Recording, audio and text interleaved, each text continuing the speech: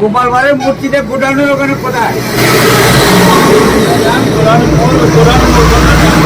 গোপাল ভাঁড়ের বাসা কোথায়?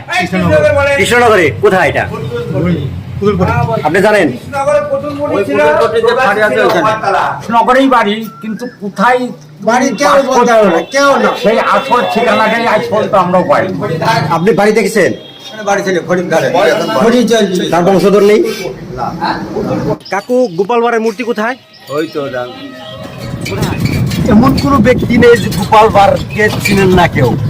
এর বাচ্চা থেকে বুড়ো পর্যন্ত সবাই কিন্তু আমরা চিনি গোপাল ভাঁড়। আর তার গল্প আমরা অনেক শুনছি, অনেক দাদা দাদি আর অনেক বুড়ো বয়স্ক লোক যে আছে তারা কিন্তু অনেক বলতো গোপাল ভাঁড়ের যে গল্পগুলো, আর শুনতে অনেক মজা ছিল। তাই আজকে ডাইরেক্ট সরাসরি সেই গোপাল ভাঁড়ের সন্ধানে চলেছি। দেখাবো গোপাল ভাঁড়ের বাসা কোথায়, গোপাল ভাঁড়ের মূর্তি কোথায়, যে রাজবাড়িতে গোপাল ভাঁড় থাকতো, কাজ করতো, তো কিন্তু আমাদের দেখার জন্য মানে মন চাই, কিন্তু সেই রাজবাড়িও কিন্তু আপনাদেরকে দেখাবো। ঠিক আছে, চলুন দেখা যাক সেগুলোর সন্ধান কোথায়। দুই বাংলার এমন কোনো মানুষ নেই, এমন কোনো লোক নেই যে গোপাল ভাঁড়ের কথা কেউ শোনেনি। সবাই তার ইতিহাস গল্প অনেক শুনেছি। মুঠোতে কার্টুন চ্যানেল সোনি ৮ আর নেট দুনিয়াতে তার এক জেনারেশন, তার আপার এক জেনারেশনের কাছ থেকে জেনে আসছে গোপাল ভাঁড়ের ইতিহাস আর গোপাল ভাঁড়ের হাস্যরসিকতা। কৃষ্ণনগরে গোপাল ভাঁড় ছিল বাঙালির সবচেয়ে প্রিয় মানুষ ছিল। তিনি তার বুদ্ধির দ্বারা রাজসভার অনেক অনেক সমস্যার সমাধান করে মন্ত্রীর মন জয় করত। তিনি কিন্তু অনেক বুদ্ধি কৌশলের লোক ছিল।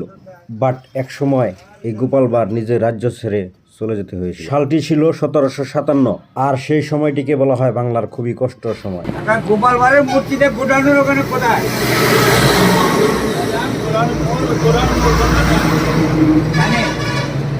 টাউনের মোড়ের ডানে, রাস্তার উপরে। অবশেষে আমরা মোটামুটি পেয়ে গেলাম মনে হয়। যাই হোক, দেখা যাক। কাকু, গোপাল ভাঁড়ের মূর্তি কোথায়? ওই তো কোথায়? ওই যে এখানে। আচ্ছা আচ্ছা আচ্ছা,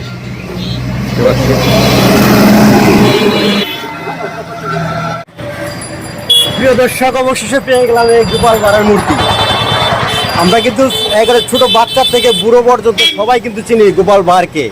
সেই মূর্তি বর্তমান আমি ডাইরেক্ট পেয়ে গেলাম, অনেক খোঁজাখুঁজিতে পেয়ে গেলাম। এটা হচ্ছে কৃষ্ণনগরে অবস্থিত এই মূর্তি। এই কাকুকে জিজ্ঞাসা করলাম, সে বললো এই মূর্তি এখানে, দেখেন এখানে লেখা আছে সমস্ত কিছু। কত সালে? 2003 সালে এখানে মূর্তিটা রাখা। 2003 সালে এখানে মূর্তিটা রাখা।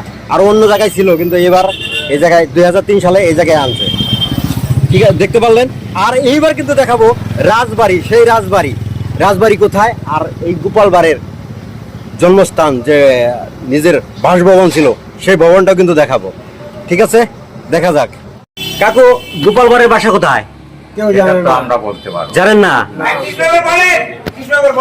গোপাল ভাঁড়ের বাসা কোথায়? কৃষ্ণনগরে। কোথায় এটা?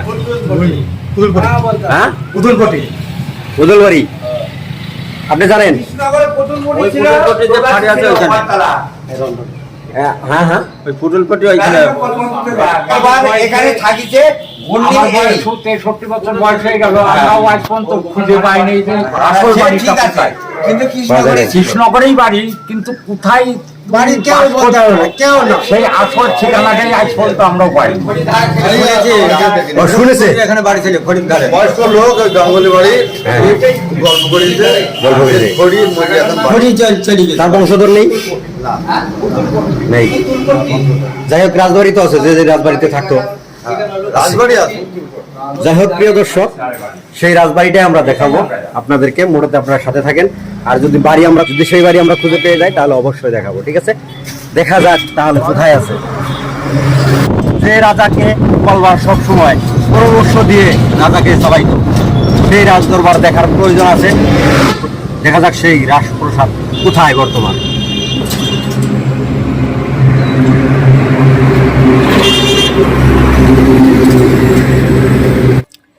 এই সেই চকচকে ঝকঝকে সেই রাজদরবার। সেই গোপাল ভাঁড় কিন্তু এই রাজদরবারের পরামর্শদাতা ছিল। সে রাজাকে পরামর্শ দিয়ে রাজাকে সহযোগিতা করত। রাজা কৃষ্ণচন্দ্র, আর কৃষ্ণনগর কিন্তু রাজা কৃষ্ণচন্দ্রর নাম থেকেই কৃষ্ণনগর নাম রাখা হয়েছে। এরিয়ার নাম কিন্তু কৃষ্ণনগর। কৃষ্ণনগর আসছে এই কৃষ্ণচন্দ্র থেকে, রাজা কৃষ্ণচন্দ্র থেকে এই এরিয়ার নাম কৃষ্ণনগর নামকরণ করা হয়। কৃষ্ণনগরের সেই রাজ দরবার আপনাদেরকে দেখাইলাম ঘুরিয়ে ফিরিয়ে। আর যারা যারা ভিডিও দেখতেছেন অবশ্যই এই ভিডিওটি শেয়ার দেবেন। আরেকটি কথা হচ্ছে যে গোপালবাড়ির যে বাড়ি, অনেকের কাছে আমরা জিজ্ঞাসা করলাম কিন্তু কেউ বলতে পারলো না যে আসলে তার বাড়ি কোথায়।